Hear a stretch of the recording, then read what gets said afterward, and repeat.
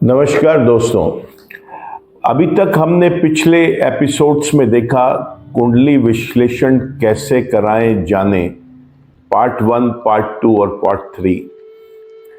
उसमें काफ़ी हद तक, मैं ये तो नहीं कहूँगा कि संपूर्ण ज्ञान वो संभव ही नहीं है, केस टू केस भी बहुत सारी चीज़ें डिफरेंट हो जाती हैं, बट हाँ इतना कि आप अगर पैसा खर्च रहे हैं किसी भी ज्योतिषाचार्य या एस्ट्रोलॉजर के साथ बैठकर एक कुंडली का एनालिसिस करवा रहे हैं, तो आपको एक इतना ज्ञान है कि मुझे कौन कौन से चार्ट्स किस किस तरीके से एनालिसिस के टाइम पे दिखवाने चाहिए। आज दोस्तों मैं जो सीरीज स्टार्ट कर रहा हूं ये है न्यूमरोलॉजी का विश्लेषण कैसे करवाएं। अंक ज्योतिष जिसे हम बोलते हैं वो विश्लेषण कैसे होना चाहिए। आजकल मैं देख रहा हूं जितने भी आपके YouTube के रील्स हैं, फेसबुक के रील्स हैं, इंस्टाग्राम के रील्स हैं, खास तौर से एक बाढ़ सी आ गई है वहां पे दोस्तों कि मोबाइल नंबर में ये 2 अंक एक साथ नहीं होने चाहिए, ये रिपीट नहीं होने चाहिए और पता नहीं क्या क्या, जबकि ये ट्रू कंप्लीटली नहीं है और हर व्यक्ति के लिए तो बिल्कुल भी नहीं है। क्योंकि अभी हम इस एपिसोड में भी डिस्कस करेंगे कि हर एक नंबर किसी के लिए अच्छा और किसी के लिए खराब हो सकता है दोस्तों। हर एक ग्रह किसी के लिए शुभ और किसी के लिए अशुभ हो सकता है। हर एक नक्षत्र किसी के लिए अच्छा, किसी के लिए खराब हो सकता है। हर एक दिशा किसी के लिए शुभ, किसी के लिए अशुभ हो सकती है दोस्तों न्यूमरोलॉजी, अंक ज्योतिष, इसका यूज मुख्य रूप से कहां होता है पहले वो समझते हैं। किसी भी एक बच्चे ने इस दुनिया में जन्म लिया तो सबसे पहले कुछ दिनों के बाद घर में नामकरण संस्कार होता है जिसे हम बोलते हैं नेमिंग सेरेमनी या नामकरण सेरेमनी।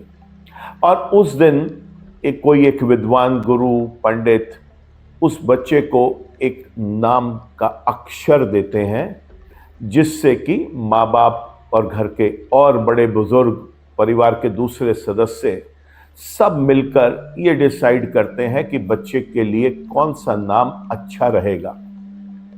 दोस्तों यहां सबसे बड़ा प्रॉब्लम तो यहीं से ही स्टार्ट हो जाता है, क्योंकि ये जो नाम दिया जा रहा है बच्चे को, कई बार ये नाम गुरुजी या पंडित जी बिना कुंडली देखे सिर्फ जिस नक्षत्र में बच्चे का जन्म हुआ या कोई उसको किसी देवी देवताओं के नाम के साथ पुकारने की एक जो अंदर से इच्छा है माँ बाप की, वो जब बताई जाती है तो बोला दिया जाता है कि आप अपने बच्चे को इस नाम से पुकारना शुरू कर दें। दोस्तों यहां पर आपने चंद्र राशि के अनुसार नाम रखते हुए अक्सर पंडितों को, एस्ट्रोलॉजर्स को, न्यूमरोलॉजिस्ट को देखा होगा। आज मैं आपको यह बता रहा हूं कि न्यूमरोलॉजी का विश्लेषण कैसे हो और ये नेमिंग की प्रक्रिया किस प्रकार चलनी चाहिए। देखिए, हर बार बताता आया हूं एस्ट्रोलॉजी मदर ऑफ साइंस है, तो सबसे पहले हमारे को यह समझना है कि हमारे कौन से ग्रह शुभ और अशुभ हैं, और जो शुभ ग्रह हैं उनके अंक कौन से हैं। जैसे सूर्य का 1 नंबर होता है, 2 नंबर का स्वामी चंद्रमा है, 3 नंबर का स्वामी बृहस्पति है, 4 नंबर का स्वामी राहु है, 5 नंबर का स्वामी बुध है, 6 नंबर का स्वामी शुक्र है, 7 नंबर का स्वामी केतु है, 8 नंबर का स्वामी शनि है और 9 नंबर का स्वामी मंगल ग्रह है। तो जो मेरी जन्म कुंडली में शुभ ग्रह निकल कर आएंगे, उनके कॉरस्पॉन्डिंग नंबर पर ही मेरे को अपने बच्चे का नाम एस्टैब्लिश करना है। ये फर्स्ट लॉजिक है दोस्तों यहां पे। उसके बाद यह आता है कि उसका नाम किस राशि से होना चाहिए। तो दोस्तों अगर हम राशियों की बात करें तो बड़ा सरल सिस्टम है। जो मेरी कुंडली के अंदर शुभ ग्रह निकल कर आते हैं, वो शुभ ग्रह जिस जिस राशि के स्वामी हैं, उन राशियों का नाम मैं उस बच्चे को दे सकता हूं।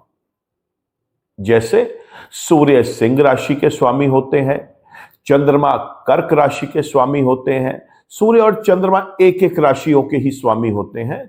अब अगर हम बात करें मंगल की तो वो मेष और वृश्चिक राशि के स्वामी हैं। हम बात करें शुक्र की तो वो वृषभ और तुला राशि के स्वामी हैं। बात करें बुध ग्रह की तो वो मिथुन और कन्या राशि के स्वामी हैं। बात करें बृहस्पति की तो वो धनु और मीन राशि के स्वामी हैं। और बात करें अगर हम यहां पर शनि की तो वो मकर और कुंभ राशि के स्वामी हैं। तो दोस्तों जब भी आप कुंडली का विश्लेषण करवाएं, सबसे पहले तो यह चेक होना चाहिए कि हमारा नाम का जो पहला अक्षर और उस नेम की जो टोटल न्यूमरोलॉजिकल वैल्यू है, वो एक सही शुभ ग्रह के राशि के अंक के अकॉर्डिंग आ रही है या नहीं आ रही। अगर वो नहीं आ रही तो फिर इसको बैलेंस करना जरूरी है। अगर तो नाम का पहला अक्षर ही गलत है, वो किसी अशुभ शत्रु ग्रह का अक्षर है वो, तो आपको नाम भी चेंज करना पड़ सकता है। और अगर वो नाम का अक्षर किसी शुभ ग्रह से संबंधित पहले से ही है, केवल उसकी न्यूमरोलॉजिकल वैल्यू यहां पर डिस्टर्ब हो रही है, तो फिर हम यहां पर उसके नेम को बैलेंस करने के लिए कोई एडिशनल अल्फाबेट्स उसमें ऐड करके उसे बैलेंस कर देते हैं ताकि वाइब्रेशंस स्ट्रांग रहें। दोस्तों दूसरा विकल्प जो है वो ये है कि हम ज्योतिष के अनुसार ही बच्चे का नाम रखें।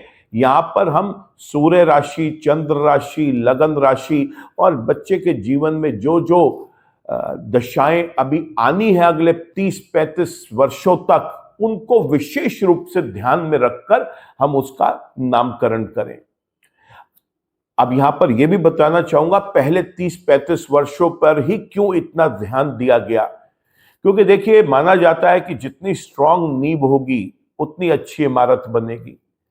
जिस बच्चे के जीवन में जो 35 वर्षों के अंदर उसकी दशाएं आनी है, अगर हम उसको सपोर्ट करके आगे चलते हैं तो यहां पर उसका मेंटल डेवलपमेंट, फिजिकल डेवलपमेंट, उसकी एजुकेशन, उसकी जॉब, उसकी मैरिज और 35-36 वर्ष तक तो उसके बच्चे भी हो जाते हैं आजकल। तो ये बहुत इंपॉर्टेंट है कि हम 35 to 40 ईयर के स्पैन में देखें कि बच्चे का जब जन्म हुआ है तो कौन सी दशाएं उसे भोगनी है, उसके अनुसार हम उसको एक बहुत प्यारा सा अच्छा सा नाम ज्योतिष और अंक ज्योतिष के अनुसार सजेस्ट करके बैलेंस करके देते हैं। दूसरा दोस्तों, कहां जरूरत पड़ेगी हमें न्यूमरोलॉजी की, पड़ेगी जब हम किसी बिजनेस नेम को ढूंढ रहे हैं। हम कोई व्यापार शुरू करना चाहते हैं और उसके लिए हमारे को कोई एक बिजनेस नेम की आवश्यकता है। अब दोस्तों यहां पर दो बातें होंगी। एक तो यह कि वो व्यापार आप अकेले कर रहे हैं, दूसरा यह कि वो आप किसी के साथ पार्टनरशिप में कर रहे हैं। वो पार्टनरशिप ऑर्गेनाइजेशन भी हो सकती है, प्राइवेट लिमिटेड भी हो सकती है, और किसी भी तरीके की एक ऐसी संस्था बन सकती है जिसमें मल्टीपल डायरेक्टर्स या पार्टनर्स हों। तो दोस्तों यहां बताना चाहूंगा कि अगर तो वो आपका स्वयं का ही बिजनेस है, तो ऐसे केस के अंदर आप केवल और केवल अपनी जन्म कुंडली और अपने कुंडली के एनालिसिस के बाद आप अपने ग्रह दशा के अकॉर्डिंग उस नेम को फिक्स कर सकते हैं। जिस नेचर ऑफ वर्क में आप जा रहे हैं वो भी यहां पर इंपॉर्टेंट होगा कि आपके ब्रांड का, आपकी कंपनी का, आपकी शॉप का, आपके शोरूम का, आपकी फर्म का किस अक्षर से नाम शुरू होना चाहिए, नंबर 1। और नंबर 2, यह देखना है कि उसका टोटल न्यूमरोलॉजिकल वैल्यू क्या आ रही है, क्या वो न्यूमरोलॉजिकल वैल्यू किसी शुभ ग्रह के नंबर पर आके बैठ रही है या नहीं। दोस्तों, अब मैं आपको बताऊंगा कि जब भी हम किसी न्यूमरोलॉजिस्ट के पास जाते हैं, अंक ज्योतिष विशेषज्ञ के पास जाते हैं और हम चाहते हैं कि वो हमारे लिए एनालिसिस करें, तो वो पूरा प्रोसेस क्या होना चाहिए। देखिए, सबसे पहले आपसे आपका डेट ऑफ बर्थ पूछा जाता है। इस डेट ऑफ बर्थ में एक डे होता है, एक मंथ होता है और एक ईयर होता है। देखिए दोस्तों, जो डे है, अभी हम पहले उसी पर ही केंद्रित रखेंगे अपना ध्यान। इस डे का एक महत्व है, ये 2 डिजिट में ही हो सकते हैं क्योंकि 1 तारीख से लेकर 31 तारीख तक का ही महीना होता है।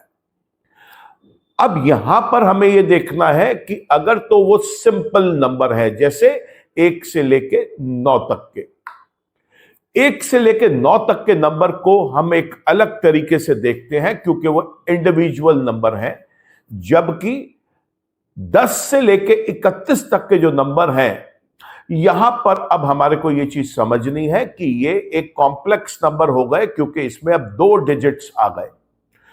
मैंने बहुत सारे अंक ज्योतिष विशेषज्ञों को यह देखा है कि वो क्या करते हैं कि अगर 11 तारीख है तो उसको सीधा बोल देते हैं कि आपका नंबर 2 हो गया। बिल्कुल ठीक है दोस्तों, क्योंकि हम जब उसे सिंगल डिजिट में कन्वर्ट करेंगे तो 2 आएगा ही आएगा। लेकिन यहां पर हमें यह भी ध्यान रखना है कि वो 2 डायरेक्ट 2 नहीं था, वो 1 और 1 से बना है। ठीक उसी प्रकार अगर हम नंबर 13 ले रहे हैं तो वो डायरेक्ट 4 नहीं है, वो 1 और 3 से बना है। तो 1 नंबर सूर्य, 3 नंबर बृहस्पति, यहां पर उनके भी रिजल्ट्स मिलेंगे दोस्तों। और एक इंपॉर्टेंट चीज आप समझिए, जब आप अपना ये जो फर्स्ट डे को कैलकुलेट करके आप सिंगल डिजिट में कन्वर्ट करा रहे हैं, इसको हम बोलते हैं आपका मूलांक। हम इसे साइकिक नंबर भी बोलते हैं, हम इसे रेडिकल नंबर भी बोलते हैं, और ये हमारा ड्राइवर नंबर भी होता है। आगे वीडियो में हम कोई भी एक नाम से इसे पुकार लेंगे, तो आप याद रखिए कि psychic number, driver number, radical number और मूलांक एक ही चीज है। दूसरा अंक जो निकल के आएगा वो निकल के आएगा जिसमें हमें डे, मंथ और ईयर तीनों को जोड़कर एक सिंगल डिजिट में कन्वर्ट करना है। और ये जो पूरा डेट का जो सम अप करने के बाद सिंगल डिजिट निकलता है दोस्तों, इसे हम बोलते हैं डेस्टिनी नंबर। इसे हम हिंदी में बोलते हैं भाग्यांक। इसको बोलते हैं हम कंडक्टर नंबर।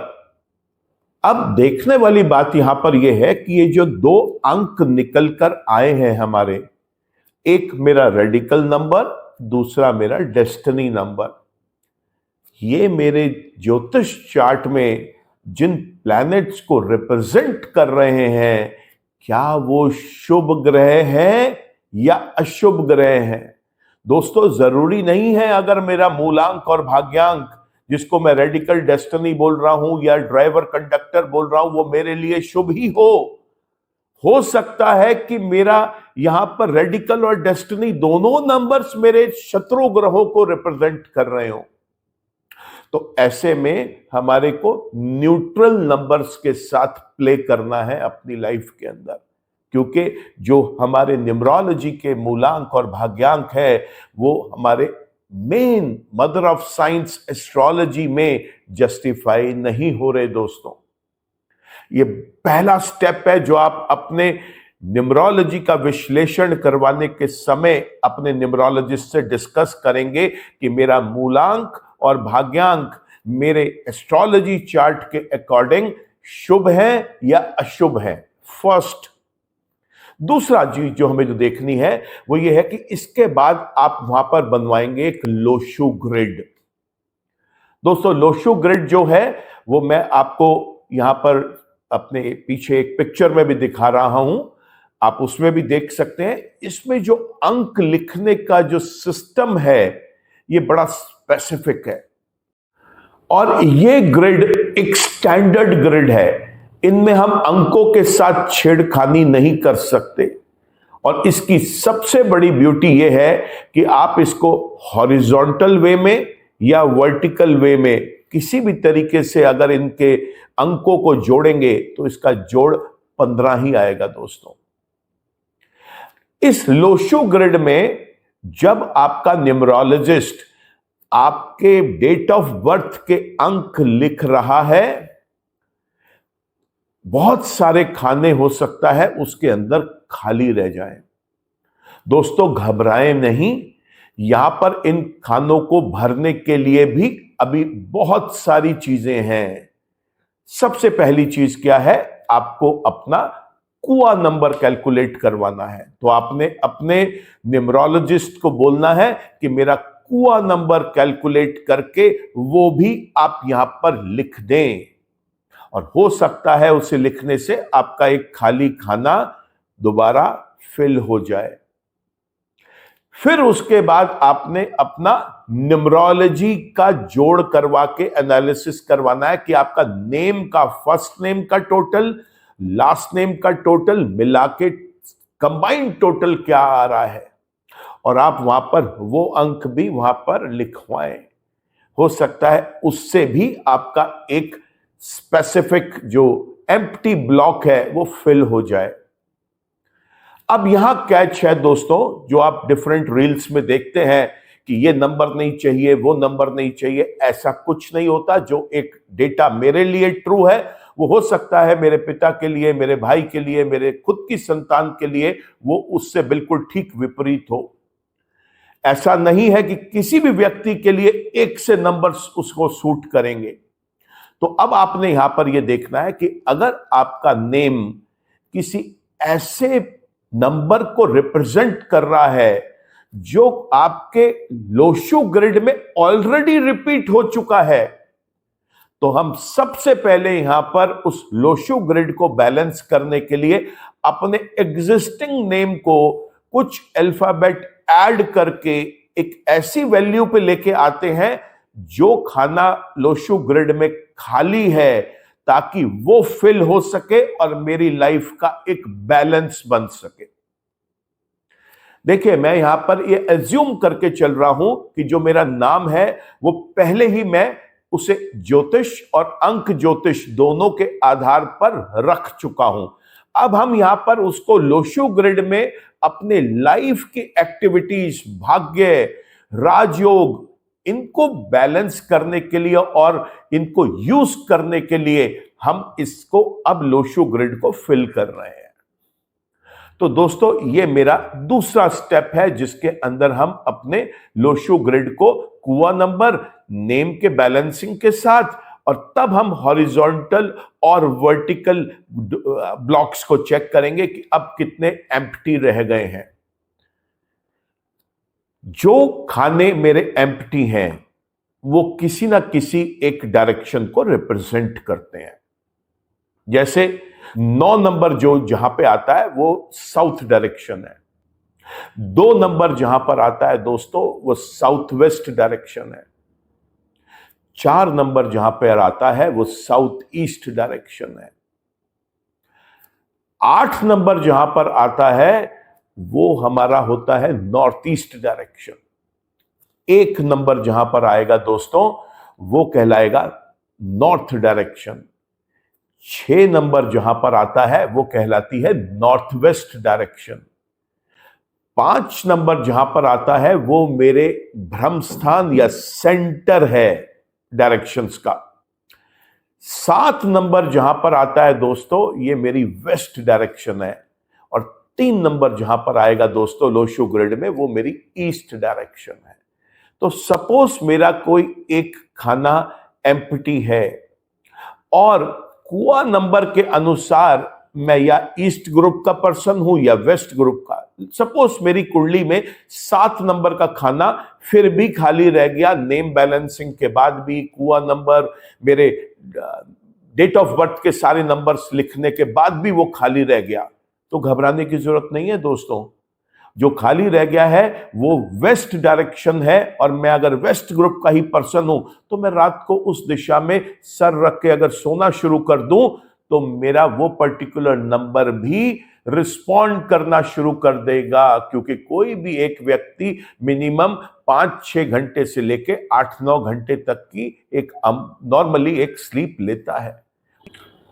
और ऐसे समय में एनर्जीज का जो एक्सेप्टेंस है वो बेस्ट होता है, क्योंकि जब हम अपने कॉन्शियस माइंड से सबकॉन्शियस स्टेट ऑफ माइंड में जाते हैं और सबकॉन्शियस स्टेट से अनकॉन्शियस स्टेट ऑफ माइंड में जाते हैं, तो जो हम एनर्जीज को रिसीव करते हैं वो सबसे ज्यादा होती है। इसीलिए ही हर व्यक्ति का फेसिंग डायरेक्शन और स्लीपिंग डायरेक्शन आपके एस्ट्रोलॉजी और न्यूमरोलॉजी ग्रिड से ही बनना चाहिए। दोस्तों, अब मैं आपको वो बताने जा रहा हूं जो नंबर्स हमें किस किस तरीके से बार बार स्ट्राइक करते हैं और ये हमारी लाइफ को कैसे चेंज भी कर देते हैं। देखिए, सबसे पहला नंबर जो मेरे को इफेक्ट करेगा वो करेगा मेरा हाउस नंबर, मेरे फ्लैट का नंबर, जिस जगह पर मैं रह रहा हूं उसका बिल्डिंग का नंबर। इसमें से भी सबसे ज्यादा स्पेसिफिक मान लीजिए बिल्डिंग के अंदर लेट्स टेक 16 माले हैं और हर माले के ऊपर, हर फ्लोर के ऊपर 3-3, 4-4 फ्लैट बने हुए हैं।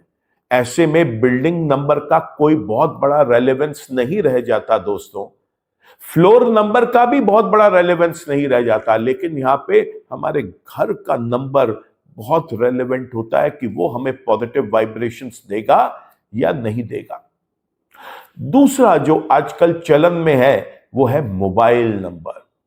इसने तो लोगों को बहुत भ्रमित कर दिया है दोस्तों, जिसमें लोग बोलते हैं कि 4 नंबर आपका इतनी बार रिपीट हो गया, 8 इतनी बार रिपीट हो गया, 1 और 8 नहीं साथ में आना चाहिए, 4 और 9 साथ में नहीं आना चाहिए, पता नहीं क्या क्या कॉम्बिनेशंस लोग बता रहे हैं। मैं आपको आज समझाता हूं, हमारी लाइफ में हर एक तत्व का एक इंपॉर्टेंस है, हमारी लाइफ में हर एक मिनरल का एक इंपॉर्टेंस है, और एक पुरानी कहावत है, too much of anything is dangerous.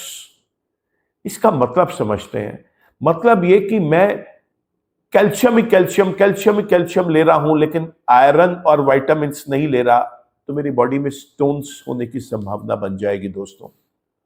ठीक उसी प्रकार हमारी जो लाइफ है इसमें हमें सब गुड नंबर्स को बैलेंस करके चलना चाहिए।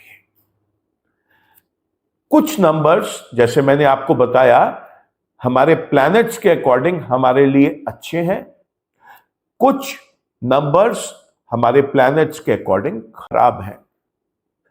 जो नंबर्स खराब हैं केवल वो ही हमें एक्सक्लूड करने हैं, या अगर हम टोटली उसको नहीं हटा पा रहे तो उनकी फ्रीक्वेंसी अपने पूरे मोबाइल नंबर्स में से कम करनी है।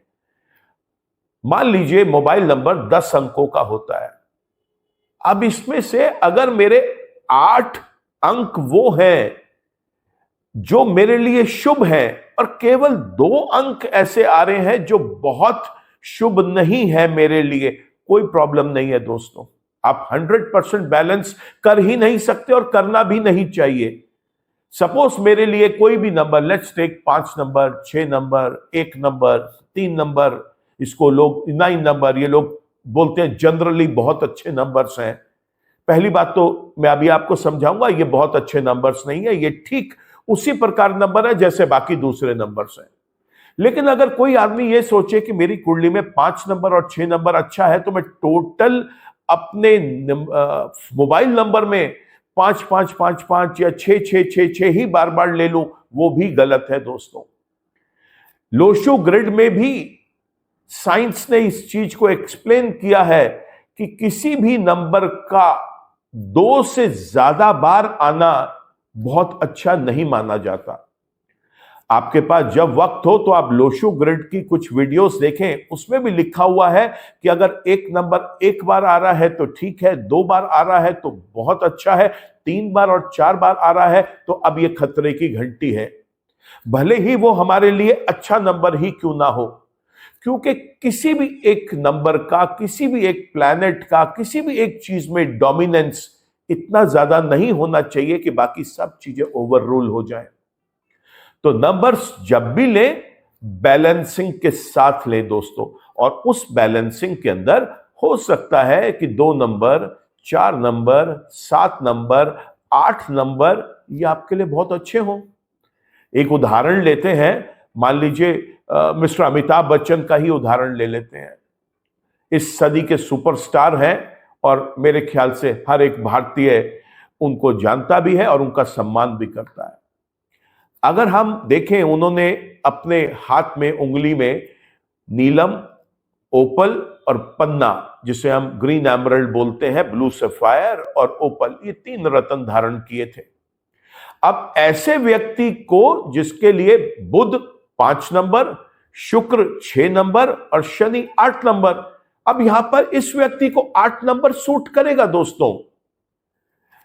जरूरी नहीं है कि हर एक व्यक्ति को 5 नंबर सूट करे, क्योंकि हो सकता है कि 5 नंबर जो है बुध का, वो उस कुंडली में बुध कारक नहीं अकारक ग्रह हो, शुभ नहीं अशुभ ग्रह हो, मित्र नहीं शत्रु ग्रह हो। तो यहां पर सिर्फ यह सोच के कि 5 नंबर का रिपीटिशन करके मैं अपने बिजनेस को बहुत स्टेबल कर सकता हूं, एक गलत डिसीजन हो जाएगा दोस्तों।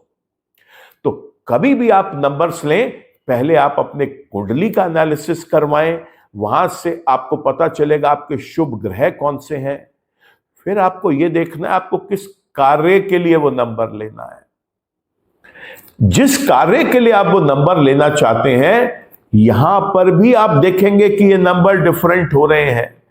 अगर मैं आज की डेट में अपनी कुंडली के अनुसार कुछ नंबर्स को चूज करूं और उसके बाद डिसाइड करूं कि मुझे कोई बिजनेस करना है, कोई ब्रांड बनाना है, तो दोस्तों अगर ये ब्रांड मुझे फूड रिलेटेड बनाना है, खाने पीने से संबंधित काम करना है, तो एक different combination of numbers work करेंगे। अगर यही काम मेरे को प्रॉपर्टी, रियल एस्टेट से रिलेटेड करना है, तो एक डिफरेंट नंबर्स होंगे। यही काम मेरे को कोई इलेक्ट्रॉनिक या इलेक्ट्रिकल अप्लायंसेस से रिलेटेड करना है, तो कुछ और कॉम्बिनेशन होगा दोस्तों। तो हमेशा याद रखें कि एक सा ही नंबर या एक ही मोबाइल नंबर जो आपके लिए किसी एक बिजनेस या जॉब से रिलेटेड ऑस्पिशियस है, शुभ है, वो जरूरी नहीं है कि आपको दूसरे काम में भी उतना ही सपोर्ट करेगा। इसलिए आपने देखा होगा कि ज्यादातर लोग अपने नेचर ऑफ द वर्क के अकॉर्डिंग, किस एरिया में किस तरीके का वो बिजनेस कर रहे हैं, उसके अकॉर्डिंग वो अपने नंबर्स भी डिफरेंट रखते हैं दोस्तों। और ये नंबर्स आपको सिर्फ प्लैनेट के साथ एसोसिएट होके डायरेक्शंस को ही रिप्रेजेंट नहीं करेंगे, ये आपके लिए कलर स्कीम्स को भी रिप्रेजेंट करेंगे। ये आपको ये भी हेल्प करेंगे समझने के लिए कि आपको कौन से कलर्स अपनी बॉडी पे एड ऑन करने हैं, डोमिनेट करने हैं, और कौन से कलर्स से दूर रहना है। ये आपको ये भी रिप्रेजेंट करेंगे कि आपका जो ब्रांड नेम है, उसका जो लोगो है, मोनोग्राम है, आपका जो बोर्ड है, वो भी किस पर्टिकुलर कलर्स में बेस्ट आपके लिए प्रॉस्पेरिटी लेके आएगा। तो न्यूमरोलॉजी बिना एस्ट्रोलॉजी के एब्सोल्युटली अधूरा है दोस्तों। ये आप गांठ बांध के रख लीजिए अपने पास ये चीज। अगर किसी भी न्यूमरोलॉजिस्ट के साथ आप बैठे हैं और आप केवल और केवल न्यूमरोलॉजी का कंसल्टेशन लेके वहां से उठना चाह रहे हैं, तो आप ये मान के चलिए कि आप अपना टाइम और पैसा दोनों स्पॉइल करके वहां से उठ रहे हैं, क्योंकि आपने एस्ट्रोलॉजिकल पैरामीटर्स को तो कंसिडर करवाया ही नहीं है दोस्तों वहां पे। और ये एक बहुत बड़ी गलती हो जाएगी, ब्लंडर हो जाएगा एक। तो कुंडली विश्लेषण में जिस प्रकार से प्रोसेसेस फॉलो किए जाते हैं, उसी प्रकार से न्यूमरोलॉजी विश्लेषण के प्रोसेसेस हैं, जिसमें सबसे पहला है आपका एस्ट्रोलॉजी एनालिसिस, फिर है आपका कैलकुलेशन ऑफ रेडिकल और डेस्टिनी नंबर्स, फिर है कैलकुलेशन ऑफ कुआ नंबर्स, फिर है आपके पूरे के पूरे नेम की न्यूमेरिक वैल्यू, उसके बाद आता है आपका लोशु ग्रिड, फिर आता है उस लोशु ग्रिड के खाली ब्लॉक्स को कैसे हम बैलेंस कर सकते हैं नेम में चेंज लाके या किसी और तरीके से, और फिर आता है आपका कौन से डायरेक्शंस को हमें टैप करना है, कौन से कलर्स को टैप करना है, कौन से नंबर्स का कॉम्बिनेशन यूज करना है। डरिए मत दोस्तों, हर एक नंबर अच्छा और बुरा हो सकता है, बार बार बोल रहा हूं। ठीक उसी प्रकार जिस प्रकार कोई भी एक दिशा अच्छी या बुरी हो सकती है, कोई भी एक ग्रह अच्छा और बुरा हो सकता है किसी एक व्यक्ति के लिए। तो आपका जो एक न्यूमरोलॉजी के अकॉर्डिंग मोबाइल नंबर निकल के आता है, वो डिसाइड करिए, अपने न्यूमरोलॉजिस्ट से डिस्कस करिए कि मेरे को ये नंबर ऑनलाइन बिजनेस में यूज करना है तो डिफरेंट होगा, मेरे को ये बिजनेस ऑफलाइन करना है, शॉप खोलनी है, शोरूम खोलना है, तो यही ट्रेड ऑफ बिजनेस के लिए अब नंबर डिफरेंट हो जाएगा। चलिए इसे मैं उदाहरण के तरीके से आपको समझाता हूं एक लेके, कि सपोज मेरे को खाने पीने से संबंधित वर्क करना है।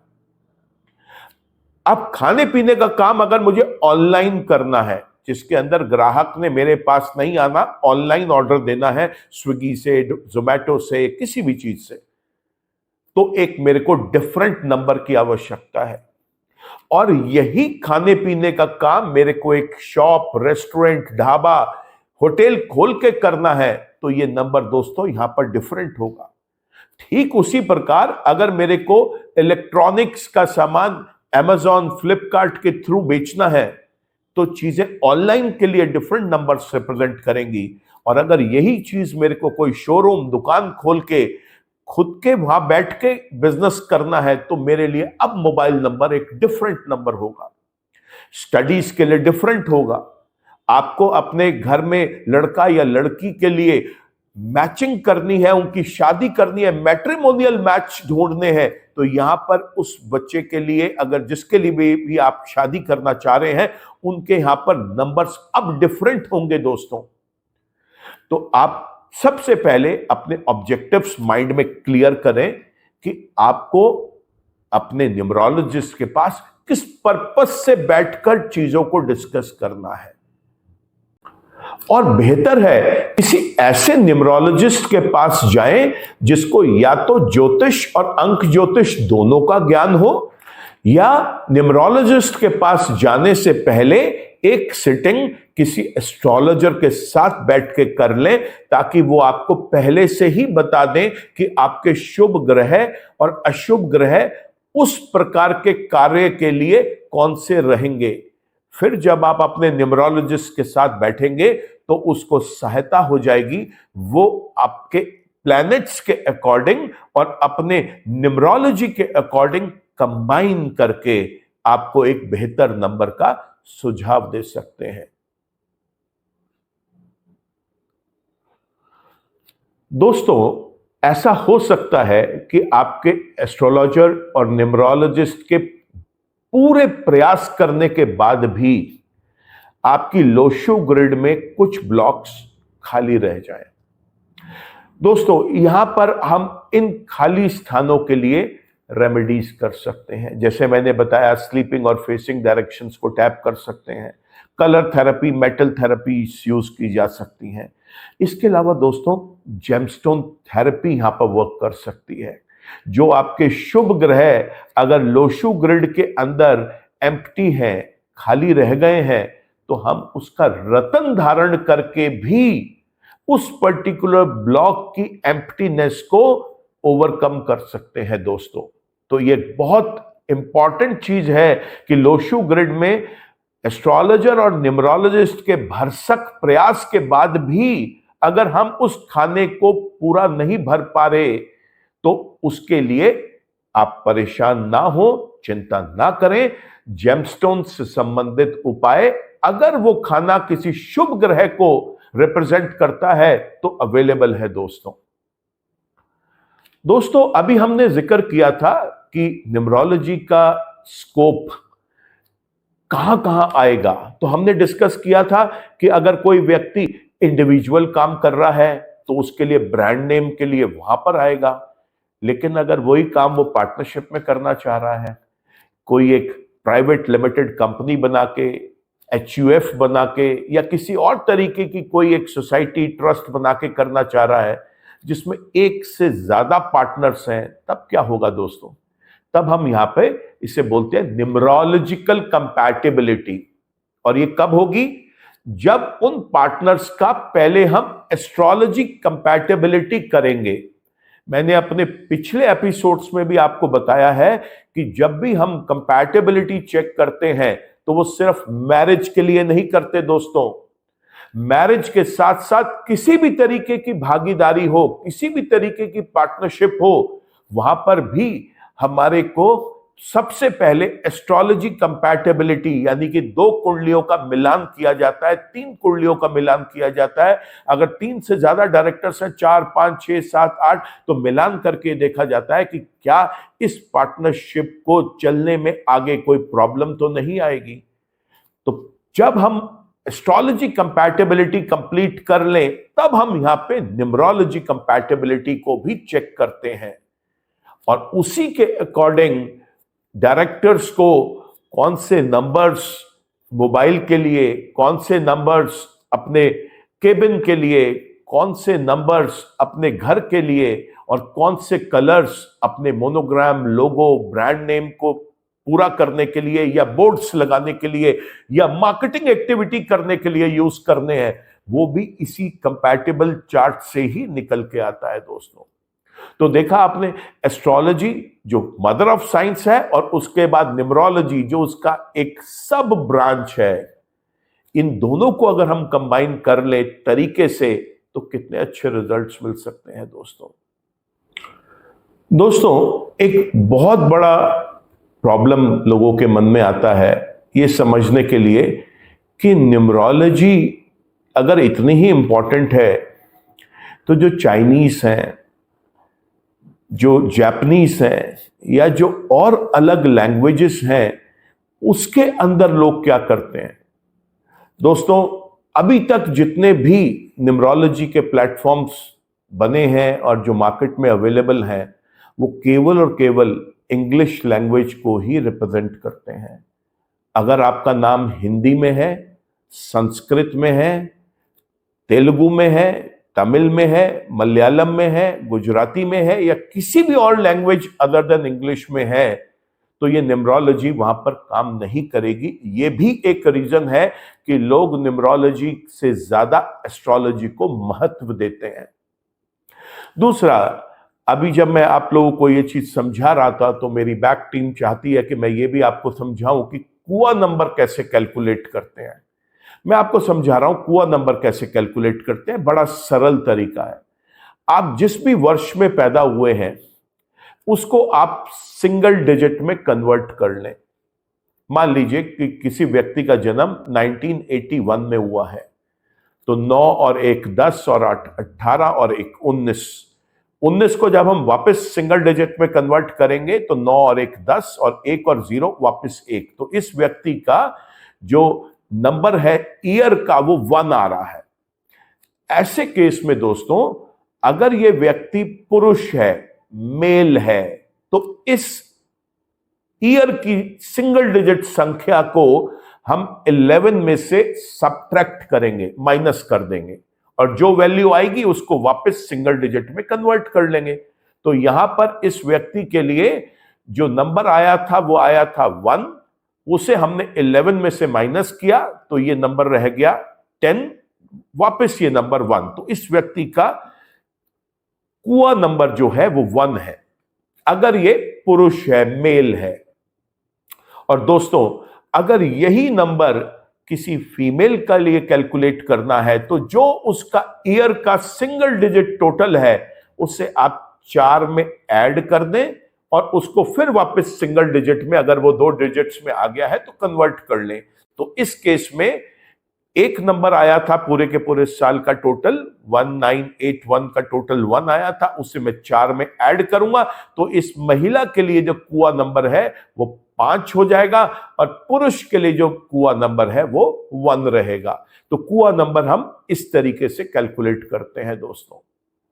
दोस्तों, जिस तरीके से हमने एस्ट्रोलॉजी में डिस्कस किया कि एक हमारी जन्म कुंडली होती है और एक हमारी वर्ष कुंडली होती है, आज मैं आपको बताऊंगा न्यूमरोलॉजी में भी एक वर्ष कुंडली बनती है हमारी। और वो कैसे बनेगी दोस्तों? सपोज आपका जन्म किसी भी साल के किसी भी महीने के किसी भी दिन हुआ है। कोई एक उदाहरण ले लेते हैं कि किसी व्यक्ति का जन्म 26 जनवरी 1947 को हुआ। अब 26 जनवरी 1947 को उसकी एक कुंडली बनी। अगर इसी की हम न्यूमरोलॉजी कुंडली बनाएंगे तो कैसे बनाएंगे?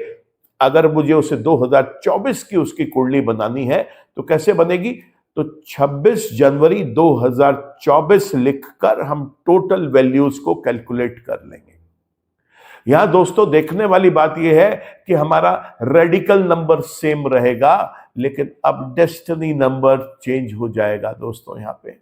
और इसीलिए किसी भी एक व्यक्ति के लिए जो आने वाला वर्ष है या जो चल रहा वर्ष होता है, उसमें डेस्टिनी नंबर चेंज होने से उसको अपने जीवन के अंदर कुछ चेंजेस अच्छे और बुरे साइड पे दिखते हैं। लेकिन एक बात आपको फिर बता दूं, यहां सिर्फ हमारे को न्यूमरोलॉजी का वार्षिक नंबर ही इंपॉर्टेंट नहीं है। उस समय उस व्यक्ति के जीवन में कौन से ग्रहों की दशा चल रही है, महादशा किसकी है, अंतरदशा किसकी है, प्रत्यंतर दशा किसकी है, इन न्यूमरोलॉजी वाले नंबर्स के साथ उनका भी संज्ञान लेना चाहिए। तभी हम एक अच्छा प्रेडिक्शन कर पाएंगे, तभी उसको हम बड़ी समस्याओं से बचा पाएंगे। दोस्तों एक चीज आपको और बताना चाहूंगा, क्योंकि आजकल सड़कों पे जिस एक चीज की संख्या बढ़ती चली जा रही है वो है व्हीकल्स, वाहन। और ये वाहन का जो नंबर है, वैसे तो आजकल सब कुछ कंप्यूटराइज हो गया है और आरटीओ के अंदर भी ये सुविधा बहुत ही कम लोगों को मिलती है कि हम अपनी पसंद से नंबर्स ले सकें। यहां देखने वाली दो बातें हैं। ये वाहन का जो नंबर है, ये किस तरीके से लिया जाएगा और क्या इसके पीछे का लॉजिक है? देखिए दोस्तों, जरूरी नहीं है कि जिस व्यक्ति ने वाहन चलाना है वो ये वाहन अपने नाम से ही खरीदे। कई बार होता क्या है कि पत्नी के नाम से, माताजी के नाम से, पिताजी के नाम से, भाई के नाम से, किसी और के नाम से हम वो व्हीकल खरीद लेते हैं और उसको इस्तेमाल, उसे यूज हमने करना होता है। तो यहां पर दोनों लोगों के नंबर्स को कंसिडर करना चाहिए।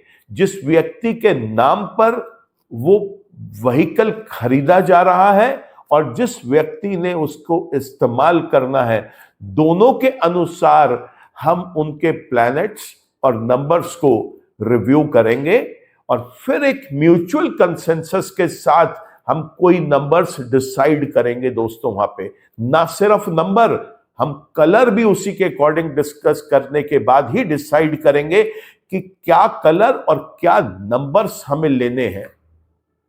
और एक बात ध्यान रखें दोस्तों, अगर ये वाहन, ये व्हीकल आप पर्सनल यूज के लिए ले रहे हैं तो नंबर्स डिफरेंट होंगे। अगर आप इसे कमर्शियल यूज के लिए ले रहे हैं तो नंबर्स डिफरेंट होंगे। अगर आप प्रॉपर्टी पर्सनल यूज के लिए ले रहे हैं तो flat number, floor number, building number का कैलकुलेशन अलग तरीके से होगा। और अगर आप इसे कमर्शियल यूज के लिए ले रहे हैं या आप चाहते हैं कि ये प्रॉपर्टी आप किसी को रेंट आउट करना चाहते हैं तो ये नंबर्स डिफरेंट होंगे दोस्तों। तो यहां पर याद रखें, सेम नंबर हर एक जगह इस्तेमाल नहीं किया जा सकता। वो नंबर किसी चीज के लिए शुभ तो आपके लिए दूसरी चीज के लिए हो सकता है टोटली अशुभ भी हो। दोस्तों मैं समझता हूं कि इस वीडियो को देखने के बाद अभी तक जो भ्रांतियां आपने वीडियोस, रील्स देखकर सोशल मीडिया पे आपके दिमाग में आई होंगी कि नंबर्स का जो कॉम्बिनेशन है वो कितना घातक हो सकता है आपके लिए, कम से कम अब आप उससे एक सुकून में होंगे कि आपके लिए क्या चीज है और क्या नहीं। जब तक उसका विश्लेषण नहीं हो जाता तो डरने की आवश्यकता नहीं है दोस्तों। नंबर्स कोई भी हो, वो नंबर अगर 2 से ज्यादा बार रिपीट हो तो ये खतरे की घंटी है। और शुभ ग्रह का नंबर अगर एक बार भी नहीं आ रहा तो भी खतरे की घंटी है। नंबर्स को हमेशा सोच समझ कर कॉम्बिनेशन में लेके आए। हमारे कंट्री में बहुत सारे नंबर्स ऐसे हैं जिसके ऊपर हमारा कंट्रोल ही नहीं है। आधार कार्ड का नंबर मैं अपनी पसंद से नहीं ले सकता, पैन नंबर मैं अपनी पसंद से नहीं ले सकता, पासपोर्ट का नंबर मैं अपनी पसंद से नहीं ले सकता, टिन नंबर, जीएसटी नंबर मैं अपनी पसंद से नहीं ले सकता। दोस्तों, फिर भी लोगों के कार्य चल रहे हैं।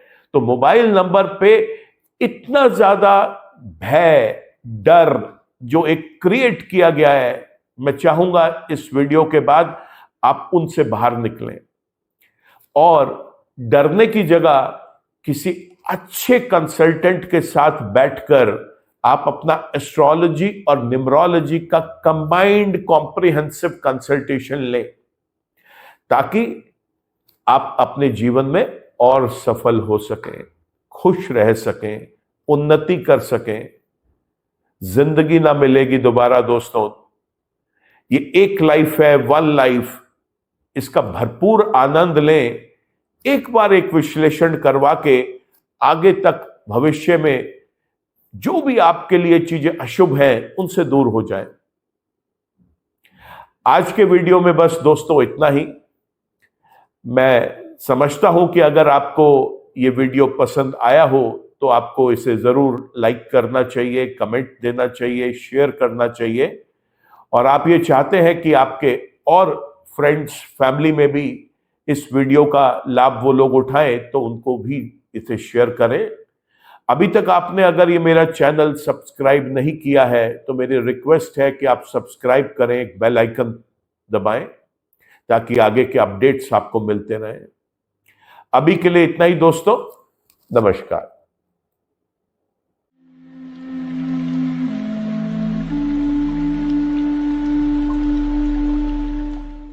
जीवन की सभी प्रकार की व्यक्तिगत, पारिवारिक और व्यावसायिक समस्याओं के समाधान के लिए तुरंत संपर्क करें। डॉक्टर विवेक चोपड़ा, पीएचडी, गोल्ड मेडलिस्ट, विश्व विख्यात ज्योतिषाचार्य एवं वास्तु एक्सपर्ट। कॉल अथवा व्हाट्सएप करें 9311131069 921243169।